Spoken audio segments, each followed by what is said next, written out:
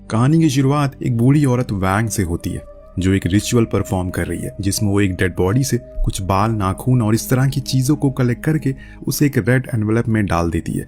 इसके बाद वो उसे बाहर फेंक देती है। इन सब के बाद कहानी एक जिम में शिफ्ट होती है जहां पर एक लड़का मिंग नाम के आदमी को देख रहा है जो कि एक्सरसाइज कर रहा होता है। अब उस लड़के को मिंग काफी अट्रैक्टिव लगता है, इस वजह से वो उसे अपने पीछे बुलाता है और फिर वॉशरूम में उसका इंतजार करने लगता है कि तभी मिंग उसे अपना वारंट दिखाने लगता है। असल में दोस्तों, मिंग एक पुलिस ऑफिसर है जो कि होमोफोबिक है। वो तो बस उस लड़के को पकड़ने के लिए उसके पीछे आ रहा था, जिसके बाद वो उस लड़के से पाउडर के बारे में पूछने लगता है। लेकिन तभी वो लड़का उसकी वीडियो बनाने लगता है और कहता है कि बिना वारंट के वो उसकी तलाशी नहीं ले सकता। हालांकि मिंग को इससे कोई फर्क नहीं पड़ता और वो अपनी इन्वेस्टिगेशन कंटिन्यू रखता है। इसी बीच उसके साथी को उस लड़के के बैग से ड्रग्स के पैकेट भी मिल जाते हैं। इन सब के बाद वो लोग पुलिस स्टेशन वापस आ जाते हैं। अब यहाँ मिंग को अपने साथ काम करने वाली एक लेडी ऑफिसर लिन काफी पसंद होती है, लेकिन लिन को पुलिस में अपना काम बिल्कुल अच्छा नहीं लगता क्योंकि उसके अच्छे दिखने की वजह से उसे हमेशा पुलिस के लिए ऐड करने के लिए भेजा जाता है। खैर, वो लोग बात कर ही रहे होते हैं कि तभी अचानक एक ऑफिसर वहां आता है और कहता है कि एक ड्रग डीलर पुलिस से भाग रहा था, उसे पकड़ने के लिए टीम और बैकअप चाहिए। अब ये सब सुनकर दोनों ही तुरंत बैकअप देने के लिए पहुंचते हैं, जहां रास्ते में वो देखते हैं कि वो चोर एक ब्लू कार से भागते हुए जा रहा है। वो चोर काफी शातिर होता है और तेजी से भाग रहा था। ये सब देखकर मिंग भी उसके पीछे जाने लगता है और वो चोर बड़ी ही चालाकी से पुलिस की 2 कार को दूसरी जगह टक्कर करवा कर, जिससे अब सिर्फ मिंग की कार ही उसके पीछे बचती है। वो तेजी से उसके पीछे था, लेकिन अभी रास्ते में उसे 2 कार दिखाई देती है जो कि रोड को ब्लॉक करके खड़ी थी। ये देखते ही लिन उसे कार स्लो करने के लिए कहती है, पर मिंग उसकी बात नहीं सुनता और तभी उनकी कार उन 2 कारों के बीच में अटक जाती है। अब उन्हें फंसा हुआ देखकर वो चोर उन पर हंसने लगता है, लेकिन तभी उसकी कार भी एक पाथवे पर चढ़ जाती है और दूर जाकर गिरती है। ये सब देखकर मिंग फिर से उसे पकड़ने के लिए कार का गेट खोलता है, पर उसका गेट भी फंस चुका था और इस वजह से लिन उस चोर को पकड़ने के लिए जाती है, लेकिन वो चोर भागने लगता है। पर आखिर में वो दोनों एक बिल्डिंग से कूदकर कचरे पर गिर जाते हैं और वो चोर को पकड़ ही लेते हैं। अब उस चोर, जिसका नाम ए गांव था, वो भागते वक्त बहुत से कचरा अपनी कार से फेंक देता है, जिसे मिंग को कलेक्ट करने के लिए कहा जाता है। जब वो उस कचरे को उठा रहा होता है तो वो गलती से एक रेड एनवेलप को उठा लेता है। अब जब वो उसे खोलता है तो उसमें उसी डेड बॉडी के सामान होते हैं जो वैंग ने कलेक्ट किया था। वो ये सब देख रहा होता है कि तभी वैंग और बहुत सारी बूढ़ी औरतें उसके पास आती हैं, उसे कांग्रेचुलेट करती हैं और ये सब सुनकर विंग को कुछ समझ नहीं आता, जिस पर वो उसे समझाती हैं उसने रेड एनवेलप उठाया है, इसकी वजह से अब उसे माओ से शादी करनी होगी। अब ये सब सुनकर मिंग को गुस्सा आ जाता है और वापस से वो एनवेलप वहीं छोड़कर चला जाता है। वो बूढ़ी औरतें पीछे से चिल्लाती हैं वो इससे पीछा नहीं छुड़ा सकता, पर मिंग को इन सब बातों पर कोई विश्वास नहीं था, इस वजह से वो चला जाता है।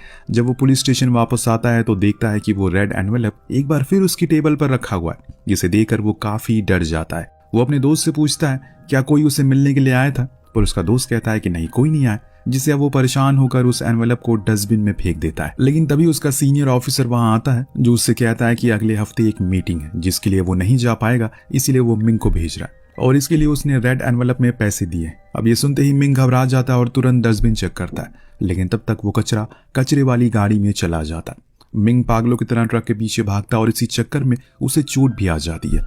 इन सब के बाद जब वो वापस स्टेशन पर पहुंचता है तो उसका सीनियर उन सभी को एक केस के बारे में बताता है। असल में जिस चोर को उन्होंने उस दिन पकड़ा था वो एक बड़ी गैंग का मेंबर था, जिसकी पहुंच काफी ऊपर तक थी। इस वजह से उसके सीनियर सभी से गैंग लीडर लिन युआन को पकड़ने का कोई रास्ता ढूंढने के लिए कहते हैं। इन सब के बाद वो मिंग से कहता है कि उसे कमिश्नर ने बुलाया। ये सुनकर मिंग खुश हो जाता है, शायद उसका प्रमोशन हो जाएगा, पर जो कमिश्नर के पास जाता है तो उसे एक छोटे पुलिस स्टेशन में डिमोट कर देता है, क्योंकि दोस्तों उस दिन जिस लड़के को उसने पकड़ा था ड्रग के चक्कर में वो एक काफी अमीर इंसान का बेटा था। इन सब के बाद वो उदास होकर अपने छोटे से स्टेशन पर आता है। अब वहां बैठा ही होता है कि तभी अचानक से बूढ़ी लेडी दिखती है और जब वो अपने साथी पुलिस वाले से पूछता है उसका केस ले क्यों नहीं रहे हो, तो वो पुलिस ऑफिसर उससे कहता है कि वहां कोई लेडी है ही नहीं। और ये सुनकर मिंग के होश उड़ जाते हैं, लेकिन तभी वो लेडी उसके सामने आ जाती और बाकी ऑफिसर हंसने लगते हैं। असल में वो बस मिंग के साथ मजाक कर रहे थे। वो लेडी मिंग से कहती है कोई उसका पीछा कर रहा है, लेकिन जब वो मिंग के पीछे देखती है तो कहती है अरे तुम्हारा भी तो कोई पीछा कर रहा है। अब इन सब बातों से मिंग और ज्यादा घबरा जाता है।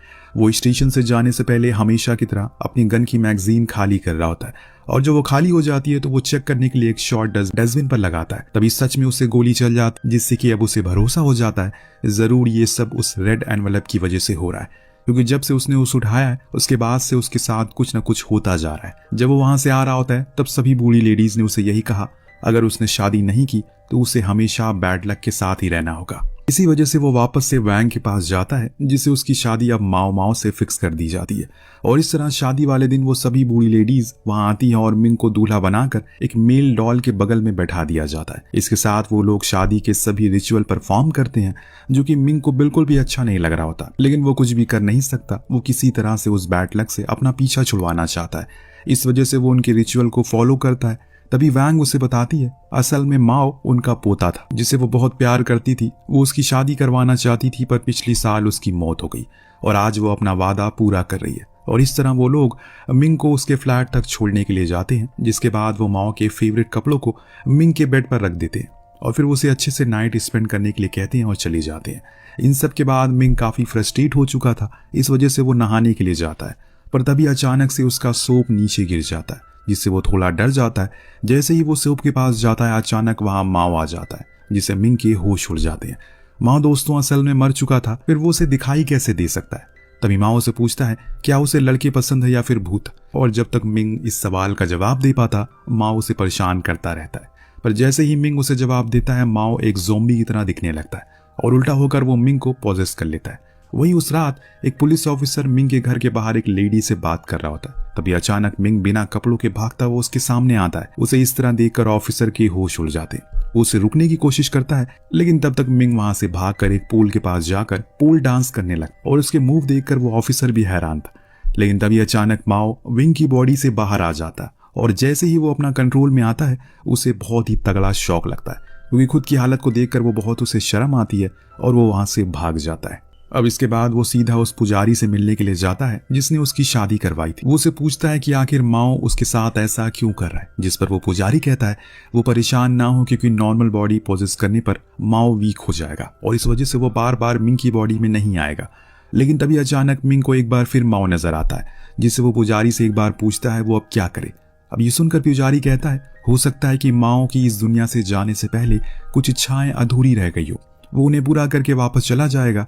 ये सुनकर मिंग पूछता है कि आखिर वो उसके पीछे ही क्यों पड़ा है, जिस पर पुजारी आंख बंद करके कहता है पिछले जन्म में उसका और माओ का रिश्ता काफी गहरा था, और ये भी बताता है तब मिंग माओ का पेट डॉग था। जिसके बाद मिंग वापस अपने घर आ जाता है और वो बहुत सी अगरबत्ती जला के माओ की फोटो के सामने जाकर उसे माफी मांगने लगता है, जिससे कुछ ही देर में वहां माओ भी आ जाता है